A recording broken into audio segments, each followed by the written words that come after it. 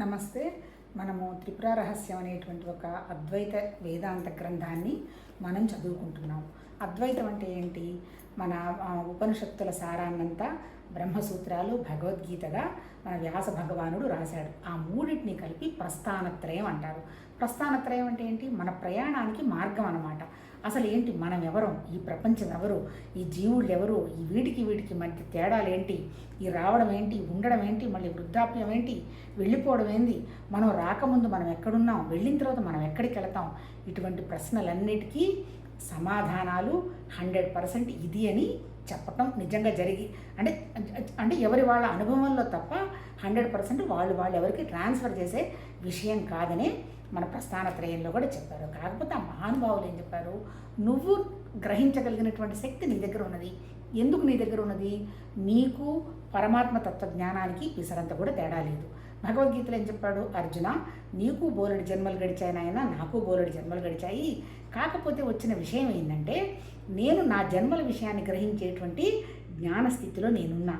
నువ్వేంటి, నీ ఈ జన్మ ఇప్పుడు జరుగుతున్న విషయం తప్ప జరగబోయేది కూడా గ్రహించే విషయంలో నువ్వెందుకు లేవు? నేను జీవుణ్ణి, నాకేం తెలియదు, నేను భగవతత్వానికి సంబంధించిన విషయాన్ని కాదు. ఈ జీవుడు అనేవాడికి కర్మ, ఆగామి, సంచితం, ప్రారంధం ఇవన్నీ ఉంటాయి. అందుకనేంటి, నేను చేశాను కాబట్టి నేను అనుభవిస్తున్నాను, అనుభవించాల్సిందే. నా కర్మ, నా గీత, నా రాత అనేటువంటి పరిస్థితుల్లో నువ్వు ఉన్నావు. నిజం చెప్పాలంటే నీకు సంచితం లేదు, ఆగామి లేదు, ప్రారంధం లేదు. నువ్వు కూడా భగవతత్వం అనేటువంటి విషయాన్ని గ్రహించిన మరుక్షణం ఇవన్నీ వెళ్ళిపోతాయి. అల్టిమేట్ ఏంటి? ఉన్నదంతా ఒకటి ఉన్నది అన్నాడు. ఆ ఒకటికి ఆయన ఏమన్నాడు? నిరాకారం, నిశ్చలం, నిర్గుణం, కదలకుండా ఉన్నటువంటి వండర్ఫుల్ ఎనర్జీ అన్నాడు. ఇప్పుడు మనమేం చదువుకుంటున్నాము? అక్కడ భగవాన్ అనే పదం వాడాడు. ఇప్పుడు సేమ్ ప్రిన్సిపుల్ ఎక్కడ డిస్టర్బ్ కాకుండా ఈ త్రిపుర రహస్యంలో కూడా అదే చెప్తున్నాడు. కాకపోతే ఏంటి, ఈ త్రిపుర రహస్యానికి భగవద్గీతకి తేడా ఏంటి? భగవద్గీత కూడా మనకు అనుభవం ఉంటే తప్ప అర్థం కాదు. అర్థమైనట్టు కనపడుతుంది కానీ 100% అర్థమయ్యే ఛాన్స్ లేదు. ఎవరికి అర్థమవుతుంది? గట్టిగా సిద్ధాంతాన్నంత 100% వంట పట్టించుకొని ఆ సిద్ధాంతాన్ని మాటికి మననం చేసుకుంటూ దాన్ని మనం అనుభవంలోకి తెచ్చుకున్నప్పుడు మాత్రమే అర్థమవుతుంది. చాలా చోట్ల అంటారు, ఊరికి చెప్పటం కాదు, అనుభవం అంటారు. అసలు అనుభవం అంటే ఏంటి అనేటువంటిదే సిద్ధాంతం. అనుభవం అంటే ఏమీ లేదు, ఉన్నదంతా ఒకటే శక్తి, ఒకటే జ్ఞానం, ఒకటే నిశ్శబ్దం. సౌండ్స్ చాలా ఉన్నాయి, ఆ తర్వాత మిగిలినవన్నీ విశేషాలన్నీ చాలా ఉన్నాయి, బోలెడు విభూతులన్నీ చాలా ఉన్నాయి. భగవతత్వం అనేది స్వరూపం ఒకటే, ఆత్మ ఒకటే, మిగిలినవన్నీ బోలెడు ఉన్నాయి. ఆ బోలెడు కూడా ఈ ఒకటిలో నుంచి వచ్చిందనేటువంటి విషయాన్ని అనుభవంలోకి తెచ్చుకోవటమే అనుభవం అంటే ఎక్కడో స్వర్గం, నరకం, తర్వాత మనని నూనెలో వేయించడం, ఇటువంటివన్నీ ఆ మహాన్ ఋషులు ఎక్కడా అబద్ధం చెప్పాల. వాళ్ళు చెప్పింది ఏంటి? నువ్వు అది అని తెలుసుకోకుండా ఆపుతున్నది ఏంటి? నీ దగ్గర ఉన్నటువంటి స్వభావం, నీ గుణాలు, నీ కోరికలు. వాటిని చిన్నగా ఉండని, వాటి వల్ల నీకేం నష్టం లేదు. వాటిని నీ మనసులోకి తెచ్చుకోవాకు. అంటే ఏంటి? వాటికి పెద్దగా విలువ ఇవ్వవాకు. విలువ ఇవ్వాల్సింది దేనికి? నేనే అనేటువంటి నా జ్ఞానం. ఎవరా నేను? నేనే ఆత్మ. ఆత్మ అంటే అర్థం ఏంటి? జ్ఞానం. సర్వత్రా ఉన్నదేంటి? జ్ఞానం. ఎక్కడైతే లిమిట్ అయిందో అక్కడ దుఃఖం వస్తుంది, లిమిట్ లేదో ఎక్స్పాండ్ అయిపోతాం. అంటే ఆ మహర్షులు మనకి చెప్పింది ఏంటి? మళ్ళీ ఎక్స్పాన్షన్ ఎక్కడ? మన మనస్సు. జ్ఞానం అంటే మనసు కాదు, దానికి సంకల్ప వికల్పాలు, కోరికలు అవేమీ లేవు. ఒకటే ఒక ఇచ్ఛ, సృష్టి జరగాలనేటువంటి ఇచ్ఛ. ఆ ఇచ్ఛ మెటీరియల్ అయ్యి క్రియగా రూపుదిద్దుతోంది. ఆ చెందుతున్నటువంటి విషయమే ప్రాణము, మన శరీరాలు. అంటే ఏంటి? మన దగ్గర జ్ఞానం ఉంది, ప్రాణం ఉంది, శరీరం ఉంది. శరీరం ఏంటి? అనుభవానికి ఒక ఉపాధి, ఒక మార్గం. కానీ చేయిస్తున్నదంతా ఎవరు? మన కోరికలన్నీ ఎక్కడున్నాయి? మన మనస్సున్నాయి. అల్టిమేట్ మన కోరికలు, మన శరీరం దాటినటువంటి స్థితే భగవతత్వ స్థితి, చిదాకాశ స్థితి. అది కూడా మన దగ్గరే ఉన్నది. దాన్ని మనం ఎక్స్పీరియన్స్ చేస్తే మనం 100% అది గ్రహించగలం. ఈ విషయాన్నే త్రిపుర రహస్యం కూడా చెప్పటం జరిగింది. త్రిపుర అంటే మూడు స్థితులు. మన వేదాల్లో చెప్పింది కూడా ఏంటి?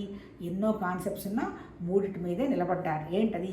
సత్వగుణం, తమోగుణం, రజోగుణం. తమోగుణం అంటే శరీరం, రజోగుణం అంటే మన ప్రాణం, సత్వగుణం అని అంటే మన మనస్సు.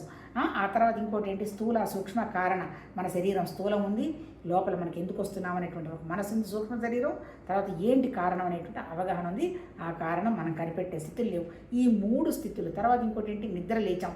అవేర్నెస్, జాగ్రత్త అవస్థ, నిద్ర, కొంచెం కలలు కంటున్నాం, ఆలోచనలు, అది దాటిన తర్వాత అసలు మనకు తెలియకుండా అలసిపోయి మన మనసు నిద్రపోతోంది, అది సుషుప్తి.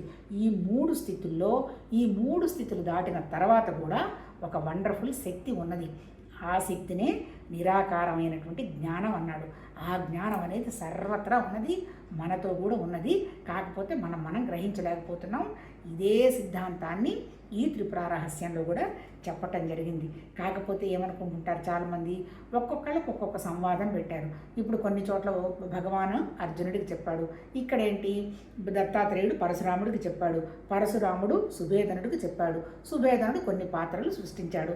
అల్టిమేట్గా ఏంటి అంటే ఆ క్వశ్చన్స్ అంటే ఏంటి, భగవతత్వం జీవత్వానికి చెప్తుంది. కాకపోతే మనం వినేటప్పుడు మనం ఏం చేయాలి, మనం ఇక్కడ పరశురాముడు ఉన్నాడా, అర్జునుడు ఉన్నాడా అని మనం అనుకోకూడదు. ఇక్కడ నేనే ఉన్నాను కదా, నిజమే కదా, నేను కర్మ చేస్తున్నాను. ఎలా చేస్తున్నాను కర్మ? నాదని చేస్తున్నాను. నాది అన్నంతవరకు నా అకౌంట్లో పాప పుణ్యాలు పడుతుంది. ఇప్పుడు ఆ ప్రిన్సిపల్ అర్థమైందిగా. భగవద్గీత చదువుకుంటే అమ్మో నాదంటూ ఏమీ లేదు, ఉన్నదంతా అదే. ఒకవేళ సక్సెస్ వచ్చింది, కేవలం భగవతత్వ కృప. ఒకవేళ ఏదైనా నష్టం జరిగింది, ఓకే, భగవంతుడి యొక్క పరమాత్మతత్వం యొక్క ఆలోచన ఇలా ఉంది, ఇది మెటీరియల్ అవుతుంది, రెండిటికీ భగవంతుడి కృపే అనేటువంటి స్థితికి మనం వెళ్ళగలగాలి. అంటే మనం తయారు చేసుకున్నవన్నీ వీటిని మనం వదలగలగాలి. ఇప్పుడు ఇక్కడ మనం చదువుకుంటున్న చాప్టర్ ఏంటి, ఇప్పుడు 1 నుంచి ఇప్పుడు ఈ త్రిపుర రహస్యంలో ఏం చెప్పాడు, మొట్టమొదటిది ఏంటి, అమ్మవారంటే ఆ నిరాకారమైనటువంటి భగవతత్వం యొక్క శక్తి చెప్పాడు. అంటే ఆమె సర్వత్రా ఉన్నది, కానీ ఆమెలో ఎవరు లేరు. అంటే ఏంటి, మనం చేసిన వాటికి మనమే బాధ్యత తప్ప భగవతత్వానికి సంబంధం లేదు. అది వండర్ఫుల్ జ్ఞానం. అక్కడ ఒక ఇచ్చ వచ్చింది, సృష్టి ఉంటే బాగుంటుందని బ్రహ్మ విష్ణు మహేశ్వరులు పేర్లు పెట్టడం జరిగింది. తర్వాత మళ్ళీ వాళ్ళతో పాటు వాళ్ళ భార్యలు, అట్లంటే జస్ట్ ఎక్స్పాన్షన్ కోసం. మరి ఈ ఎక్స్పాన్షన్ అంతా చేస్తున్నది ఎవరు? అక్కడ ఉన్నది జ్ఞానంలో ఉన్నది ఓన్లీ ఆలోచన. అది కదలదు మెదలదు. మన దగ్గర కూడా ఉన్నది ఆలోచనే, కదలదు మెదలదు. కాకపోతే కదిలేదంతా ఎవరు? మన ప్రాణం హడావుడిగా కదులుతుంది, మన శరీరం ద్వారా పని జరుగుతుంది. అంటే వ్యాపింప చేసుకుంటున్నదంతా కూడా ప్రకృతి, కదలకుండా ఉన్నది భగవతత్వం. అది చెప్పటం జరిగింది. తర్వాత అది అంటే ఏంటి, అమ్మవారి మహత్యం చెప్పడం జరిగింది. రెండోది ఇప్పుడు జ్ఞానం గురించి చెప్తున్నాడు. మూడోది వచ్చేంటి, ఎట్లా చర్య చేయాలని చెప్పాడు. చర్య అంటే ఈ జ్ఞానస్థితికి ఉండడానికి ఎలా యాక్షన్ అని. కాకపోతే ఈ పుస్తకంలో మొదటి చివరి చాప్టర్స్ అంతా మెటీరియల్ దొరికినట్టుగా లేదు. ఎక్కువ ఫోకస్ పెట్టిందంతా ఈ పుస్తకంలో జ్ఞానం గురించే చెప్పడం జరిగింది. ఇక్కడ ముఖ్యంగా ఏంటి, 1 నుంచి 10 వరకు చెప్పినటువంటి వాటిలో హేమచూడుడు అనేటువంటి వాడు రాజు, ఆయన భార్య హేమలేఖ జ్ఞాని. అందుకని ఎప్పుడైతే ఆమెను సత్సంగిని కలిశాడో ఈయన ఆలోచన విధానం మారడం మొదలైంది. అన్ని సమస్యలకి మూలం మనం చూస్తున్నటువంటి మన మనసు, మన ఆలోచనలు తప్ప బయట పదార్థాలతో ఎలాంటి సంబంధం లేదు. నువ్వు బయట బాగుంది అని చూస్తే, మనసు ప్రశాంతంగా ఉండి మనం సంతోషంగా ఉండి చూస్తే అది బాగున్నట్టుగా కనపడుతుంది. మనకి మనసు ప్రశాంతత లేకుండా ఏదో కావాలని ఏవో కోరికలు పెట్టుకొని విషయం చూసామంటే, ఏ చిన్న విషయాన్ని చూసినా మనకి చిరాకు వస్తుంది. అంటే ఏంటి, మన మనసుని ఎలా సంస్కరించుకోవాలో చెప్పటం జరిగింది. దానికి ఒక వండర్ఫుల్ స్టోరీ కూడా క్రియేట్ చేశారు. చాలా ఆశ్చర్యంగా ఉంటుంది. ఏమి మేధా సంపత్తి అని అంటే ఏంటి, నిరాకారమైనటువంటి ఒక జ్ఞానశక్తి. ఆ జ్ఞానశక్తికి మనం వచ్చి పడ్డాం. మనం ఎవరు? మనం కూడా జ్ఞానమే. ఎప్పుడు జ్ఞానం? మన దగ్గర మనకు ఒక ఫ్రెండ్ని పరిచయం చేస్తుంది, ఒక బుద్ధి అనేటువంటి. మన బుద్ధి కనుక స్వచ్ఛంగా ఉందంటే మన తత్వానికి భగవతత్వానికి తేడా లేదు. అలాంటి బుద్ధి స్వచ్ఛతలోనే మన ఋషులు విషయాన్ని గ్రహించి, ఇప్పుడు మనం ఎంతసేపు చదివినా అర్థం కాని విషయాన్ని ఆ మహానుభావులు కొన్ని వేల సంవత్సరాల నాడు మనకు అందివ్వడం జరిగింది. అంటే ఏంటి, ఆల్మోస్ట్ ఆల్ వాళ్ళు జ్ఞానస్థితిలో, భగవతత్వ స్థితిలోనే వాళ్ళు ఉండబట్టే ఇంత సంస్కృతంలో ఇంత వండర్ఫుల్గా, ఇంత అద్భుతంగా రాశారు. ఇది ఉంది, ఇది లేదు అని లేదు వేదాల్లో. మనం ఎలా జీవించాలి, మనం ఎలా ఉంటే మనకి ఎలాంటి పిల్లలు పుడతారు, మన ఆలోచన విధానం ఉంటే మనం ఎలా సుఖంగా ఉంటాం, ఈ ఆలోచనల్ని మనం ఎలా వదిలించుకోగలగాలి, ఇవన్నీ కూడా వేదాల్లో చెప్పటం జరిగింది. కాకపోతే అల్టిమేట్ ఏంటి, నా దగ్గరే సత్యం ఉంది, నేనే ఆ జ్ఞానం, నేనే మూలం, నేనే కేంద్రం అనేటువంటి విషయాన్ని కనుక గ్రహిస్తే మనం భౌతికంగా తయారు చేసుకున్నటువంటి చిన్నవన్నీ పడిపోవటం జరిగిందని ఆ ఋషులు మనకు చెప్పటం జరిగింది. ఇది ఎవరి అనుభవానికి వాళ్ళకి తెచ్చుకోవచ్చు. మనం స్వార్థంగా ఉంటే మన మనసు ఎంత టెన్షన్గా ఉంటుంది, ఉదారంగా ఉంటే మన మనసు ఎంత టెన్షన్గా ఉంటుంది. ఎవరినన్నా ఒకళ్ళని తక్కువ చేశాము, లేదా నేనే కరెక్ట్ అని నిరూపించుకోవడానికి ప్రయత్నం చేస్తున్నాము, అప్పుడు మన మనసు ఎంత గజిబిజిగా ఉంటుంది. వదిలే పాపం తెలియదులే అంటే మన మనసు ఎంత ప్రశాంతంగా ఉంటుంది అని ఎవరికి వాళ్ళే అనుభవంలోకి తెచ్చుకోవచ్చు. ఎవరి అనుభవాలు ఎవరికి ట్రాన్స్ఫర్ చేయలేరు. ఈవెన్ హేమలేఖ భార్య అయినా జ్ఞానైనా ఆమె అదే చెప్పింది. నువ్వు దేవుణ్ణి చూస్తే నాకు చూపించచ్చు కదా అని అడుగుతాడు. దేవుణ్ణి ఎవరు చూడలేదయ్యా, దైవత్వం ఉన్నది, అది నీ దగ్గరే ఉంది. నువ్వు కొంచెం నీ కోరికలన్నీ అర్థం చేసుకొని సాలిట్యూడ్ అయ్యి నువ్వు నిదానంగా కూర్చొని నువ్వు నిశ్శబ్దాన్ని వినడం అర్థం చేసుకుంటే నీకు విషయం అర్థమవుతుంది. ఇప్పుడు ఈయన హేమచూడ్ ఏం చేస్తాడు, ఈ సమాధిలో ధ్యానంలో మునిగిపోయి భలే ఉంది అనుకుంటాడు. మళ్ళీ వచ్చి చెప్తుంది, నాయన సమాధి ధ్యానమే ఉప్మా కాదు, బాగుంది అనుకోవడానికి ఒక కళ్ళు మూసుకుంటేనే నీకు సంతోషం వస్తే కళ్ళు తెరిస్తే రాదా? కళ్ళు మూసినా కళ్ళు తెరిచినా ఉన్నదంతా జ్ఞానం అనేటువంటి స్థితికి నువ్వు వచ్చి నీ శరీరం ద్వారా ప్రపంచానికి సంబంధించిన విషయాలన్నీ ప్రాసెస్ చేస్తూ, కాకపోతే నేను ఈ భౌతికం కాదు, జరుగుతున్న విషయాలతో నాకేం సంబంధం లేదు, నేను ఉన్నటువంటి జ్ఞానం అనేటువంటి విషయాన్ని గ్రహించి జ్ఞానస్థితిలో ఉండి ఈ శరీరం అనేటువంటి నాదిని వాడు భగవతత్వం కోసమని ఆ మహాతల్లి హేమచూడుడికి చెప్పింది. కొన్ని వేల సంవత్సరాలు వాళ్ళిద్దరూ హాయిగా సంతోషంగా ఉండి పరిపాలన చేసేసి వాళ్ళ రాజ్యం మొత్తం అంతా సత్సం కాబట్టి విచారణ చేసి అందరి ఈవెన్ చిలక కూడా 4 మహావాక్యాలు చెప్పటం మొదలుపెట్టిందట. ఏంటి మా 4 మహావాక్యాలు? ప్రజ్ఞానం బ్రహ్మ అంటే ప్రజ్ఞ బ్రహ్మ, ఇంక వేరే సపరేట్ ఏమీ లేదు. అంటే మనలో ఉన్నటువంటి మన ప్రజ్ఞే నేను శరీరం కాదు అనేటువంటి ప్రజ్ఞే, నేను మనసు కాదు ప్రాణం కాదనేటువంటి ప్రజ్ఞే బ్రహ్మ అంటే వ్యాపించినటువంటి భగవతత్వం.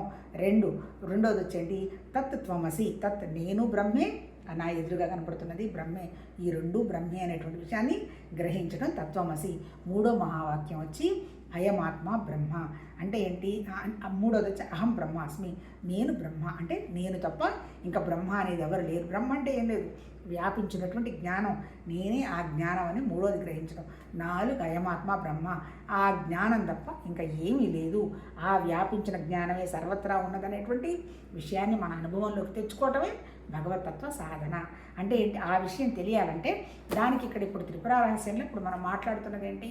11వ చాప్టర్ మాట్లాడుకుంటున్నాం. 10 వరకు అయిపోయింది హేమచూడుడి విషయం. ఇక్కడ అడుగుతున్నాడు మళ్ళీ పరశురాముడు, అంతా దృక్కు అంటున్నావు కదా, దృక్ అంటే జ్ఞానం, అంతా సర్వత్రా వ్యాపించినటువంటి స్వతంత్రమైనటువంటి జ్ఞానంలో వచ్చినటువంటి ఇచ్చే ఇదంతా అంటున్నావు కదా, మరి నాకు దృశ్యాలే కనపడుతున్నాయి కదయ్యా, జ్ఞానం ఎందుకు కనపడలేదు అని అడుగుతాడు. ఎందుకు నీకు దృశ్యాలే కనపడుతున్నాయి అంటే నీ స్థితి ఆ జ్ఞానస్థితిలో లేదు, అక్కడ స్వచ్ఛంగా ఉంది కాబట్టి ఓ సింపుల్ ఆలోచన చేసినా మనందరికీ వ్యక్తం అవుతుంది అనేటువంటి విషయాన్ని గ్రహించి చెప్పి ఇక్కడ నిన్న మనం 2 పారాగ్రాఫ్లు ఉన్నాయన్నాం. ఏంటి ఆ 2 పారాగ్రాఫ్లు లాస్ట్లో ఇవి అంటే ఏంటి?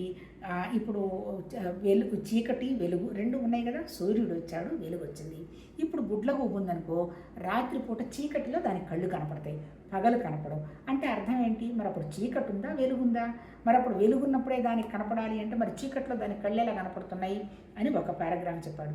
రెండోది ఏం పారాగ్రాఫ్ చెప్పాడు అంటే ఏంటి? ఇప్పుడు సపోజ్ ఒకళ్ళకి కష్టంగా ఉన్నది ఇంకొకళ్ళకి ఇష్టంగా ఉంటుంది. అంటే ఉదాహరణ ఏంటంటే సపోజ్ పాము ఉంది, పాము తలకాయలో విషం ఉంది, కానీ ఆ విషంతోనే అది బతుకుతుంది, దాన్ని ఏం చేయడంలా. అట్లాగే తేలుంది, దానికి తోకలో విషం ఉంది, ఆ విషం పామును కానీ తేలును కానీ ఏమి ఇబ్బంది పరచటల్లా. అంటే అర్థం ఏంటి? ఆ తర్వాత ఏంటి? ఇప్పుడు మహానుభావులు ఋషులు ఉన్నారు, వాళ్ళు వెళ్ళి పర్వతాల్లో కూర్చున్నారు, వాళ్ళకి తోడు లేరు, మనుషులు లేరు, కానీ ఆ నిశ్శబ్దమే వాళ్ళకి చాలా ఇష్టంగా ఉంది. అలాగే సముద్రాల పక్కన కూర్చొని ధ్యానాలు చేస్తుంటారు. మన బొట్టు వాళ్ళం ఒక్కళ్ళు వెళ్ళామంటే వణికిపోతాం. అంటే ఏంటి? మనం చెప్తాం కానీ మాటలు చాలా భయం ఉంటుంది, అంటే పక్క వాళ్ళు కావాలని కోరుకుంటాం. ఎప్పుడు ఆ భయం లేని స్థితి వస్తుంది? నేను తప్ప ఇంకేమీ లేదు కదా, నేనే ఆ జ్ఞానం కదా అనేటువంటి అవగాహనకు వచ్చిందాకా ఈ భయము కోరిక ఈ జీవితంలో కొంచెం వదిలిపెట్టేది లేదు. ఇప్పుడు ఇక్కడ చెప్పింది ఏంటి? లాస్ట్ 2 పారాగ్రాఫులు ఏం చెప్పాడు అంటే, నాయన ఎటువంటి స్థితుల్లో కూడా ఇటు చీకటైనా వెలుగైనా ఈ సముద్రాలున్నా ఇంకోటి లేకపోయినా అల్టిమేట్గా ఉన్నదంతా ఎవరు? ఆ చితి అంటాడు. చితి అంటే ఏంటి? చైతన్యం. మళ్ళీ చైతన్యం అంటే ఏంటి? జ్ఞానం. మళ్ళీ జ్ఞానం అంటే ఏంటి? మళ్ళీ ఆత్మ. అంటే సర్వత్రా వ్యాపించింది ఆత్మ తప్ప ఇంకొకటి ఏమీ కాదు అంటాడు. తర్వాత ఇంకేం ఉదాహరణలు చెప్పాడు? అద్దం గురించి చెప్పాడు కదా. ఆ అద్దం లాంటి భగవతత్వంలో అంటే ఏంటి? విశ్వమానవ దర్పణం అనేది ఒకటి ఉంది కదా, అంటే సర్వాంతరం, అంటే అంతా వ్యాపించిందంతా కూడా ఈ విశ్వం అంతా కూడా ఆ చైతన్యము భగవతత్వం అనేటువంటి ఒక దర్పణంలో పడ్డ బొమ్మలు. అంటే ఆ బొమ్మలు ఆ దర్పణాన్ని ఏమి చేయలేదంతే కదా. అద్దంలో నిప్పుంది, నీళ్లుంది, అద్దానికి ఏమన్నా అంటుతాయా? ఏమంటాం? ఇప్పుడు ఇక్కడ చెప్పిన 2 పారాగ్రాఫుల విషయం ఏంటి? ఈ పాములో ఉన్న తలకాయలో ఉన్నటువంటి విషయం కానీ, తర్వాత తేలులో ఉన్నటువంటి విషయం కానీ జ్ఞానస్థితిలో ఉంటే అంటాం. అంటే ఏంటి? ఆ భగవతత్వంలో, ఆ చైతన్యంలో ఈ సృష్టికి కనపడుతున్నటువంటి ప్రకృతి ఏది కూడా అంటనే అంటదు. తర్వాత నాకు ఈరోజు ఒక వండర్ఫుల్ ఆలోచన వచ్చిందబ్బా. అఫ్కోర్స్ వింటూ ఉన్నదే, కానీ నేను ఇప్పుడు నాకు చాలా అంటే కొంచెం కనెక్ట్ అయింది. ఇప్పుడు ఇక్కడ ఏం చెప్పారు, ఈ నిరాకారమైనటువంటి భగవతత్వం ఎట్లా ఉంది, స్పేస్తో సంబంధం లేదు, అంటే ఖాళీతో సంబంధం లేదు. రెండోది మనసుతోటి సంబంధం లేదు. మూడోది ఏంటి, వస్తువుతో సంబంధం లేదు. అంటే ఇప్పుడు మనకు కనపడుతున్న సృష్టి అంతా ఎట్లా, టైము, స్పేసు, ఆబ్జెక్టు, అంతే కదా. ఇప్పుడు నేనున్నాను, నేను ఎక్కడి నుంచి వచ్చాను, ఒక ఖాళీలో నుంచి వచ్చా. స్పేస్ రావడంతో నాకేమొచ్చింది, ఒక రూపం ఏర్పడింది, అంతే కదా. రూపం ఏర్పడబట్టే కదా ఇది అమ్మాయి పుట్టింది, ఈ అమ్మాయికి ఈ పేరు పెడదామని ఒక రూపం ఏర్పడింది. ఈ రూపం ఏర్పడంతో నా దగ్గరికి నాకేమొచ్చేసింది, కాలం వచ్చేసింది, అంతే కదా. సోన్సోలో పుట్టింది, ఇంకా కొన్నాళ్ళు ఇదిగో ఇంత వయసు వచ్చింది, ఇదిగో ఇన్నాళ్ళకి మెచ్యూరిటీ వచ్చింది, ఇన్నాళ్ళకి ఇదిగో ఈ టైంకి పెళ్లి చేసుకోవాల్సి వచ్చింది, ఈ టైంకి వాళ్ళు పిల్లలు పుట్టారు, మళ్ళీ వాళ్ళకి పెళ్లి చేయాల్సి వచ్చింది, మళ్ళీ వృద్ధాప్యం వచ్చింది. అంటే ఏంటి, ఇప్పుడు నేను పుట్టకముందు నేను ఎక్కడి నుంచి వచ్చాను, ఖాళీలో నుంచి వచ్చాను. 100% అమ్మ పొట్ట ఖాళీ కావచ్చు, కాకపోతే సృష్టి వ్యవహారం కూడా కావచ్చు, కానీ నన్ను 24/7 ఆ పొట్టలో కాపాడింది ఎవరు, మన జ్ఞానం. అంతేకాదు నేను ఇలా ఉండాలి అని నన్ను నేను ప్రాసెస్ చేసుకొని ఇలాంటి ఎక్స్పీరియన్సెస్లో నేను నేర్చుకోవాలి, ఇలా ముందుకెళ్ళాలి అనేటువంటి జ్ఞానంతో క్రియేషన్ జరిగింది అన్నాడు. అంటే we are creators of own destiny అంటాడు. మనమే చిన్నప్పటి నుంచి వెనక్కి తిరిగి చూసుకోండి, ఏ విషయం జరిగినా ఇదేదోదో అనుకుంటాం, ఏదేదో అయింది, మళ్ళీ తర్వాత ఆలోచిస్తే 100% ఇది మంచిగా అయింది కదా, భగవంతుడు మన ఇంత వెనకొండి ఇలా నడిపించి ఇలా తీసుకెళ్ళాడు కదా అనిపిస్తుంది. అంటే అల్టిమేట్ ఏంటి, ఉన్నదేంటి, జ్ఞానమే. ఇప్పుడు నాకు భగవతత్వం ఉంది అని మనం ఆలోచన చేస్తున్నాము, నా మనసు ఉందని ఆలోచన చేస్తున్నాను, నా శరీరం ఉందని ఆలోచన చేస్తున్నాను, ఇదంతా ఏంటి, జ్ఞానమే. అంటే ఏంటి, ఆ ఉన్న జ్ఞానాన్ని ఈ జ్ఞానం అర్థం చేసుకుంటుంది, అర్థం చేసుకున్న జ్ఞానం మళ్ళీ చూస్తున్నది ఏంటి, జ్ఞానమే. అంటే ఏంటి, ఇక్కడ ఏదో చెప్తాడు కదా, ఎక్స్పీరియన్స్డ్ అంటాడు. ఈ ఎక్స్పీరియన్సర్ ఎవరు, జ్ఞానం ఉన్నవాడు. ఏం చూస్తున్నాడు, వీడికి అనుభవం వస్తుంది. ఏమొచ్చింది, అనుభవం వచ్చింది. ఈ మూడు ఎక్కడ జరిగినాయి, మనసులోనే. అంటే మనసు అంటే ఏంటి, మన మనసు, మన చిన్న వరకు వచ్చింది మన మనసు, ఆలోచనలు. అల్టిమేట్గా అక్కడికి వచ్చిన ఆలోచన ఏంటి, అది జ్ఞానం. అంటే జ్ఞానం తప్ప ఇంకా ఏమీ లేదు. అంటే ఇప్పుడు ఈ టైము, స్పేసు, ఆబ్జెక్ట్ కూడా జస్ట్ మనకు అర్థమవుతున్న వ్యవహారమే. అట్లాగే నా నామరూప క్రియలు కూడా అంతే కదా. నాకు ఒక నామం పెట్టారు, నేను ఒక ఆలోచనతో నేను వచ్చి పడ్డాను, నాకు ఒక రూపం ఉండింది, ఈ నామరూపాలు కలిపి క్రియ చేసుకుంటూ పోతాయి. అంటే ఈ ఋషులు చెప్పదలుచుకుంది ఏంటంటే, ఈరోజు నాకు అర్థమైంది ఏంటంటే, ఇప్పుడు మనం ఏం చెప్పాడు, శబ్దాలు బోలెడు, అంతే కదా. కానీ నిశ్శబ్దం ఏంటి, ఒకటే. అంటే ఆ భగవతత్వం అనేది నిశ్శబ్దాలు ఎన్ని ఉన్నాయి, ఒకటే నిశ్శబ్దం ఉంది. జ్ఞానం ఏంటి, ఒకటే జ్ఞానం. అక్కడ ఉన్నది జ్ఞానమే, మన దగ్గర ఉన్నది జ్ఞానమే. కాకపోతే మన జ్ఞానం లిమిటెడ్, అక్కడ జ్ఞానం సర్వస్వతంత్రం వ్యాపించినటువంటి జ్ఞానం. అంటే ఏంటి, ఆ జ్ఞానానికి టైంతో సంబంధం లేదు, స్పేస్తో సంబంధం లేదు, ఆబ్జెక్టుతో సంబంధం లేదు, అంతే కదా. ఆ మూడుతో దానికి ఏం సంబంధం, ఒక ఆలోచన చేస్తుంది, సృష్టింటే బాగుండేందుకు హాయిగా సింపుల్గా అక్కడ కూర్చొని అది ఆ జ్ఞానం సృష్టించినటువంటి శక్తి అంటే ఏంటి, మన మనసు అనండి, లేకపోతే మన ప్రాణం అనండి, వాటెవర్ మనండి, ఎవరికి తోచిన పేర్లు వాళ్ళు పెట్టుకున్నారు, కానీ మన స్ఫురణ అనండి. అంటే ఒక జ్ఞానం ఉంది, దాన్ని మనం సృష్టించుకుంటూ పోతాం. ఇప్పుడు మా అమ్మని అడిగాను అనుకోండి, వాళ్ళ తాతమ్మ సంగతి చెప్తుంది, వాళ్ళ అమ్మమ్మ వాళ్ళ ముత్తాతల సంగతి చెప్పింది. అంటే ఇదంతా ఏంటి, ఎక్స్పాన్షన్. కాకపోతే ఇక్కడ మనం చేయాల్సింది ఏంటి, ఇప్పుడు మనకిప్పుడు ఈ సృష్టిలో మనం ఎందుకు వచ్చి పడ్డాము, మనం ఒక్కళ్ళమే వచ్చాం. కాకపోతే ఏంటి, మన చుట్టుపక్కల అంతా ఉన్నారు. లేదు నాకు భగవద్గీత తెలుసు, నేను చాలా గొప్పదాన్ని, ఇదంతా కాదు, నేను సపరేట్ అనుకున్నాం అనుకోండి, నా విస్తరణ ఆగిపోతుంది. ఇక్కడ అద్వైత వేదాంతంలో చెప్పింది ఆ నిరాకారమైన భగవతత్వం వేరు కాదు, ఆ నిరాకారమైన భగవతత్వంలో నుంచి వచ్చినటువంటి ఈ సృష్టి వేరు కాదు, రెండు ఒకటైనప్పుడు అంతా ఒకటే. అంటే మన కంటికి కనపడుతున్నది భగవతత్వమే, మనకు కనపడకుండా ఉన్నది భగవతత్వం అనేటువంటి జ్ఞానస్థితికి మనం వెళ్ళాలి. అంటే మన మనసు నిశ్శబ్దం కావాలి. నిశ్శబ్దం కాకుండా ఏంటి నిశ్శబ్దం అంటే, బోలెడు విశేషాలని మనసు నిండా పెట్టుకొని ఉన్నాం, అంతే కదా. నామరూపాలు, వాళ్ళిలా వీళ్ళిలా, వీళ్ళు ఇంత పైకి వచ్చారు, వీళ్ళు ఇంత ఆస్తి, ఇదంతా ఏంటి, నామం అంటే ఆలోచనలు, రూపాలంటే ఫామ్స్. అందుకని మన ఋషులు ఏం చెప్పారు, అందరం ఆ స్థితిలో నామరూపాల స్థితిలోనే ఉన్నాక, అందుకని మొట్టమొదటి ఏం చెప్పారు పాపం వాళ్ళు, అసలు ఒరిజినల్గా భగవతత్వం ఏంటి, నిర్గుణ నిరాకారం, ఆకారం లేదు, దానికి ఏమి వ్యవహారం కూడా లేదు. అందుకని ఏం చెప్పారు, సగుణ సాకారం అన్నాడు. అందుకని అందరికీ ఆ స్థితి లేదు కాబట్టి ఒక విగ్రహాన్ని పెట్టుకొని ఏదో పూజో పునస్కారమో చేసుకుంటూ పోమ్మా, నువ్వు కాస్త దానం చేసావంటే నీ మనసు విశాలమయ్యి ఒకే విషయం మీదకి వస్తుంది. ఆ తర్వాత ఇంకోటి ఏంటి, భక్తి పెట్టుకున్నావంటే ఒక విషయం మీద నేను మనసు పెట్టగలిగిన స్థితికి వస్తావు. కొంచెం యోగం చేసావంటే ఇంద్రియాలను కంట్రోల్ పెట్టుకుంటావు, మనసు ఒక విషయం మీద నిలబడుతుంది. అప్పుడు ఉన్నదంతా జ్ఞానమేను, నేను తప్ప ఇంకోటి ఏమీ లేదు అనేటువంటి విషయాన్ని గ్రహిస్తామని ఆ మహానుభావులు ఎవరికి తోచిన సాధన వాళ్ళకి చెప్పటం జరిగింది. అల్టిమేట్ ఏంటి, నిర్గుణ నిరాకారం. ఈ నిర్గుణ నిరాకారానికి ఇవాళ నాకు వచ్చిన పాయింట్ ఏంటి, మా భగవతత్వం నిరాకారంగా ఉంది. మన ఋషులు ఏం చెప్పారు, ఆది భౌతికం అన్నారు, ఆది దైవికం అన్నారు, ఆధ్యాత్మికం అన్నారు. ఇప్పుడు నేను కళ్ళు మూసుకున్నాను. కళ్ళు మూసుకున్నప్పుడు నా మనసులో ఎలాంటి నామరూపాలు కనపడలేదు, ఆలోచనలు కనపడలేదు. ఆ తర్వాత ఇప్పుడు నేను నా శరీరం అంటే ఏంటి, ఇది జడం. జడం అంటే ఏమంటాడు దీన్ని ఇంగ్లీష్లో, అంటే స్థూలం సూక్ష్మం కారణం ఉంది కదా, గ్రాస్. ఇప్పుడు నా శరీరం గ్రాసు.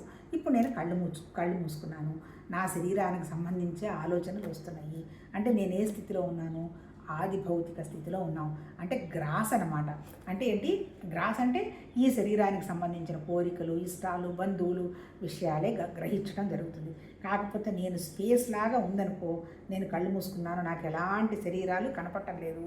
అప్పుడు నాకేంటి, నాకు ఈ గ్రాస్ లేదు. అంటే ఈ శరీరాలకు సంబంధించినటువంటి ఆలోచనలు, వస్తువులు, మనుషులు ఇవన్నీ కావాలనేటువంటి వ్యవహారం లేదు, మనసు ప్రశాంతంగా ఉంది. రెండోది ఏం చెప్పారు మన ఋషులు, ఆది దైవికం అన్నాడు. దైవికం అంటే ఏంటి, మన మనసులో వస్తున్నటువంటి అనుభవాలు. అల్టిమేట్గా నిజం చెప్పాలంటే మూడు మనసే. కాకపోతే ఏంటంటే గ్రాస్ అంటే శరీరం తగిలించుకున్నాం, ఇది తమోగుణం ఆలోచనలే వస్తున్నాయి. మన పరిస్థితి ఏంటి, అప్పుడు నువ్వేమన్నాడు, సగుణ సాకారం ఒక విగ్రహాన్ని పెట్టుకోను, లేదంటే ఒక పనో చేసుకుంటూ పొమ్మన్నాడు. రెండు ఆది దైవికం, మనసులో ఎలాంటి ఎక్స్పీరియన్సెస్ లేవు. వాళ్ళెవరో నన్ను చిన్నప్పుడు అలా అన్నారు, ఇలా అన్నారు, వీళ్ళు ఏమిటి ఏమైపోతుంది అనేటువంటి భయాలు లేవు. అది ఆది దైవికం. అంటే ఏ అనుభవాలు మనసుకు లేవు. మంచి అనుభవమైన అనుభవమే, చెడ్డ అనుభవమైన అనుభవమే. ఎంటీగా ఉండేటువంటిప్పుడు ఏ అనుభవాలు లేనట్టు. అది మూడోది ఏంటి, ఆధ్యాత్మికం. అంటే ఏంటి, ఆధ్యాత్మికం అంటే ఏంటి, ఇంకా చిదాకాశం అనమాట. అంటే అసలు ఏమీ లేదు, ఇటు మనసులో అనుభవాలు లేవు, టైము లేదు, కాలం కూడా లేదు. ఇంతసేపు నేనున్నాను, ఇంత తెల్లవారింది, ఈ కాలం కూడా ఎక్కడిది, మనసులోనే కాలం కూడా. ఈ నామరూపాలన్నీ ఈ మూడిట్లోనే ఉన్నాయి తప్ప పరమాత్మతత్వంలో ఇవేమీ లేవు. ఓన్లీ ఎంటీగా, సర్వస్వతంత్రంగా, ఒక జ్ఞానంలాగా, నిశ్చలంగా, నిశ్శబ్దంగా, నిరాకారంగా, నిర్గుణంగా, అచలంగా ఉండింది. మళ్ళీ ఏంది ఇక్కడ ఉన్నది, జ్ఞానం ఉంది అంతే కదా. ఇదంతా ఏంటి, జ్ఞానం.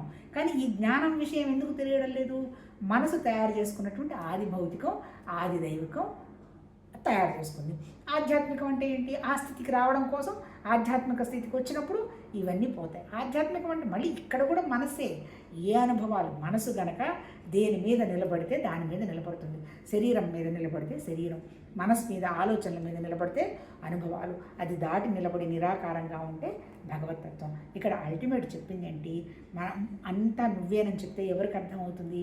అందుకని వాళ్ళు ఏం చెప్పారు, నీ స్థితి ఏంటి, నేను ఆది భౌతికం అన్నప్పుడు ఒక విగ్రహం పెట్టుకో, లేదా మనసును కొంచెం నిదానం చేసుకో. రెండోది వచ్చేసేసి ఆది దైవికం, మనసులో ఏ జపమో బొప్పమో చెప్పుకొని మనసులో అన్ని విషయాలన్నీ తీసేసుకుంటూ ఒక విషయానికి రా. జ్ఞానం అది నువ్వే అనేటువంటి విషయం ఎలా తెలుస్తుంది నీకు, నువ్వు కూర్చొని నీకు భౌతికం అంతా ఏంటి, ద్వంద్వాలు అన్నీ రెండే ఉంటాయి. అవన్నీ విశేషాలు. మారుతున్న ప్రతిదీ భౌతికము, ప్రకృతే, మనసే. అందుకని మారకుండా ఉన్నది ఏంటి, జ్ఞానం. ఏం మారకుండా ఉంది, ఇప్పుడు నేను కూర్చున్నాను, నేను శరీరం కాదు, మారుతోంది శరీరం కాబట్టి శరీరం కాదు. ప్రాణం, ఇది కూడా కాసేపు ఆకలేస్తుంది. ఆ శరీరానికి ఏమి ఇస్తాము, జరా మరణాలు, వృద్ధాప్యం సహజం, మారుతుంది. చిన్నప్పుడులాగా ఇప్పుడులేమో మారిపోతూనే ఉన్నాం. అందుకని ఇది కాదు.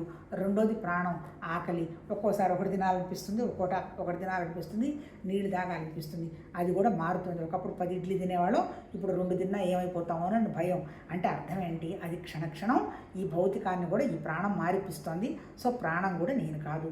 మనస్సు, ఆలోచనలు, చిన్నప్పుడు ఒక ఆలోచనలు వచ్చాయి, మధ్యలో ఒక ఆలోచనలు వచ్చాయి, ఇప్పుడు ఒక ఆలోచనలు వస్తున్నాయి. సో నేను మనసు కూడా కాదు. అంటే ఈ మనసులో ఉన్నటువంటి ఆలోచనలు నాకేం సంబంధం లేదు, అది కూడా నేను కాదు. మళ్ళీ నెక్స్ట్ మన బుద్ధి. ఈ బుద్ధికి ఏమనిపిస్తుంది, ఇది కరెక్టా అది కరెక్టా అని వివేక వైరాగ్యాలు వస్తున్నాయి. బుద్ధి అంటే 100% జ్ఞానమే. లిమిటెడ్గా ఉంటే బుద్ధి, దాటితే జ్ఞానం. మరి ఈ బుద్ధి కూడా నేను కాదు. మరి నేనెవరు, నేను కాదని చెప్తున్నది ఎవరు? నేనెవరు? అసలు నేనెవరు? నేను శరీరం కాదన్నాను, ప్రాణం కాదన్నాను, మనసు కాదన్నాను, నేను బుద్ధి కూడా కాదన్నాను, నేను ఆలోచనలు కాదన్నాను, కోరికలు కాదన్నాను, ఇష్టాలు కాదన్నాను, అయిష్టాలు కాదన్నాను, నేనేమి కాదు. ఇవన్నీ కాకపోయినా నేను అనేటువంటి ఒక పదం ఒకటి ఉంది. ఆ నేనే జ్ఞానం. ఒరిజినల్గా మరి నేనెవరు? నేను ఇవేవి కాదు, నేను జ్ఞానం. మరి జ్ఞానం అన్నా, ఆత్మ అన్నా, పరమాత్మ అన్నా, బ్రాహ్మణ అన్నా, మూలం అన్నా, కేంద్రం అన్నా ఒకటే. అది తప్ప ఇంకొకటి లేదు. ఎవరు ఏ పేరు పెట్టుకున్నా అల్టిమేట్గా ఉన్నది జ్ఞానం అనేటువంటి విషయం. ఆ జ్ఞానం స్వచ్ఛంగా ఉంది కాబట్టి అక్కడ వచ్చినటువంటి ఒకే ఒక ఆలోచన మనందరికీ ఈ సృష్టిలాగా కనపడుతోంది. ఇది ఉన్నదనంటల్లా మళ్ళీ జస్ట్ కనపడుతున్నది. మనం కూడా ఆ స్థితికి వెళ్ళినప్పుడు మనకి కూడా అది కనపడుతుంది. అంటే కాకపోతే మనమేంటి, ఈ తయారు చేసుకున్నటువంటి నాది నాది నాది అనేటువంటి విషయాలన్నీ వదిలించుకుంటూ నేనులో ఉండి మనం వ్యవహారం కండక్ట్ చేయాలి. మరి నాది ఉంది కదా, ఎక్కడికి పోదు. ఎక్కడికి పోతుంది? మన జీవం ఉన్నంత వరకు అన్నీ ఉంటాయి. కాకపోతే ఈ నాది అనేది ఒక నాటకం. జస్ట్ ఒక్కొక్క పాత్రలో వెళతాము, ఆ పాత్ర పోషిస్తాము, బయటకు వచ్చేస్తాము. పాత్ర అయిపోవడంతో ఫినిష్, ఇనఫ్. ఇంకా ఆ పాత్రతోటి మనకు సంబంధం లేదు. మళ్ళీ ఆ పాత్రలో దూరడానికి వెళతాము, 100% ఆ పాత్రలో ఉంటాం. కాకపోతే నేను అనేటువంటి జ్ఞానం 24/7 నా దగ్గర ఉన్నప్పుడు నాకు ఏ ఆలోచనలు వస్తున్నాయి, నేనేం చేస్తున్నాను అని నేను ఎరుకగా, అవేర్గా, స్ఫురణగా ఉంటాను. ఇప్పుడు నేను చేయాల్సింది ఏంటి? ఎప్పుడు నేను అలా ఉండగలుగుతాను? ఆ భగవతత్వం ఎంత నిశ్శబ్దంగా ఉందో అక్కడ సౌండ్లు లేవు. సౌండ్లన్నీ ప్రకృతే, నిశ్శబ్దం ఒకటే, జ్ఞానం ఒకటే. ఆ ఒకటే ఒకటి అనేటువంటి విషయంగా నేను అబ్జర్వ్ చేసుకుంటున్నప్పుడు ఇవన్నీ ఉంటాయి. వీటిలో పార్టిసిపేట్ చేస్తాం, హ్యాపీగా తింటాం ఉంటాం. రేపు ఏం జరుగుతుంది ఎవరికి తెలియదు. ఆధ్యాత్మికం, భౌతికం అనేది 2 రెక్కలు, దేన్ని విడగొట్టడానికి లేదు. ఈ భౌతికంగా మన దగ్గర ఉన్నదంతా కూడా భగవతత్వమే, ఇంకొకటి ఏమీ లేదు. ఏదైనా గొప్పతనం జరిగింది, దేవుడు కృప, మనం ఏం చేయడంలా. పోనీ ఏదైనా నష్టం వచ్చింది, భగవంతుడు ఇచ్చా. అల్టిమేట్గా అది ఉపాసన, అది భక్తి, అది అనన్య భక్తి. దాన్ని మనం డెవలప్ చేసుకుంటూ ఉంటే అదే ప్రాక్టీస్, సాధన. అంతకంటే ఎక్కడో ఏదో అని కాదు. కాకపోతే ఏంటంటే ఎవరి స్థితికి అనుగుణంగా వాళ్ళు ఒక దాన్ని పట్టుకున్నా, ఏది పట్టుకున్నా 100% మంచిదే. ఇప్పుడు భగవద్గీతలో అదే చెప్పాడు. ఎవరు ఏ రకంగా కొలిచినా నన్నే కొలుస్తున్నట్టు లెక్క. ఇక్కడ మతాలు, వ్యవహారాలు, దేశాలు అవి ఏమి మన భగవద్గీతలో చెప్పలా. నామరూపాలు చెప్పలా. కృష్ణుడు దేవుడని చెప్పలా. కృష్ణ భగవాన్ అన్నాడు. ఎక్కడ భగవద్గీతలో కృష్ణుడు అనే పదం వాడలా. వాసుదేవుడు అని ఒక చోట వాడడం జరిగింది. వాసుదేవ అంటే వస్తువు అని అర్థం. వస్తువు అంటే స్వరూపం, స్వరూపం అంటే అంతా భగవతత్వం. ఇది నేను స్వరూపాన్ని, ఇదంతా నా విభూతి అనే చెప్పాడు ఆయన. అంటే ఉన్నదంతా ఒకే ఒక జ్ఞానం అనేటువంటి విషయాన్ని మనం గ్రహించి ఈ ప్రకృతి అనేది 100% మారుతుంది, పోయింది, వచ్చింది, ఉంటుంది అనేటువంటి విషయం ఎవరి అనుభవానికి వాళ్ళకి తెచ్చుకోవాల్సిందే తప్ప ఎవరు చెప్పరు. మనం ఒక ట్రైన్ ఎక్కాము, ఈ ట్రైన్లో ఇది ప్రయాణం అంటాడు. మనం ఈ భౌతికానికి సంబంధించినటువంటివి ఒక్కొక్క స్టేషన్ కనుక వదలగలుగుతుంటే ఇక్కడే ఉన్నటువంటి మూలం, కేంద్రం, భగవతత్వం అనేటువంటి స్థితికి మనం దగ్గర అవుతూ ఉంటాము. అదే ఈ త్రిపుర రహస్యంలో కూడా 11వ చాప్టర్లో చెప్పడం జరిగింది. మహానుభావుడు అంటే సర్వత్రా వ్యాపించున్నదంతా నిరాకారమైన శక్తి. ఇవన్నీ నామరూపాలు. ఇప్పుడు దత్తాత్రేయుడు ఉన్నాడు, ఆయన అవధూత, ఆయన గురువు, అంతే. ఆయన దేవుడు అనుకున్నారుగా, ఓకే. రాముడు అనుకున్నారు, ఓకే. కృష్ణుడు అనుకున్నారు, ఓకే. గణపతి అనుకున్నారు, ఓకే. బ్రహ్మ విష్ణు మహేశ్వరులు అనుకున్నారు, ఓకే. అమ్మవారు అనుకున్నారు, ఓకే. కాకపోతే ఈ రూపాలన్నీ కూడా ఆ నిరాకారమైన భగవతత్వంలో నుంచే వచ్చాయి తప్ప నాకు వీటికి కూడా తేడా లేదు అనేటువంటి విషయాన్ని గ్రహించగలగడమే జ్ఞానం. అది సర్వత్రా ఉన్నది, మనతోనే ఉన్నదని ఇందులో చెప్పటం జరిగింది. అంటే ఏంటి? అది లేని ప్రదేశమే లేదు. అన్నీ మనం అందరం అందులోనే ఉన్నాం, అది ఎందులో లేదు. కాకపోతే ఉండడం అయితే 100% ఉన్నది. ఈ తెలియడం అనేటువంటి విషయం చిత్తుకు తెలుస్తున్నది. ఈ సత్తు చిత్తు రకంగా కనుక మనం చూడటాన్ని అలవాటు చేసుకుంటే ఉండేదంతా ఆనందం. నామరూపాలుగా మనం విడదీసుకో కనుక చూసామంటే అక్కడ గొప్ప, ఇక్కడ గొప్ప, వాళ్ళు మంచి, వీడు గొప్ప, భేదభావం వస్తుంది. భగవద్గీతలో చెప్పినా, ఎక్కడ చెప్పినా అల్టిమేట్గా మనం హ్యాపీగా ఉండాలి అంటే మనం భేదభావం పోగొట్టుకోవాలి. దాన్ని మన అనుభవంలోకి, మన మనసులోకి మనం చూస్తూ గ్రహించాలి. మాటల వల్ల కాదు. నాకు భేదం పోయిందా లేదనేది నా మనసు. భేదం పోతే నా మనసు స్వచ్ఛం, నీళ్ళు ఎలా ఉండాలో అలా ఉంటుంది. తర్వాత ఇంకా ఏంటి, దానికి చెప్తారు కదా, బంగారం ఎలా ఉండాలో ఉంటుంది, అలాగే మట్టి ఎలా ఉండాలో ఉంటుంది. ఇప్పుడు మనం ఏం చేస్తాం? కుండలు వేరు చేస్తున్నాము, బంగారంలో ఆర్నమెంట్స్ వేరు చేస్తున్నాము, సముద్రంలో అలలు వేరు చేస్తున్నాము. కాదు, సముద్రంలో వచ్చేటువంటి పొంగు కూడా జ్ఞానంలో నుంచి వచ్చింది. మన కంటికి కనపడుతున్న ప్రతిదీ జ్ఞానంలో భాగమే. జ్ఞానం అంటే భగవతత్వంలో భాగమే, మనం కూడా అందులో ఉన్నామని ఈ మహానుభావుడి 11వ చాప్టర్లో చెప్పడం జరిగింది. రేపు 12 చదువుకుందాం, చూద్దాం దేవుడి దయ. నమస్తే.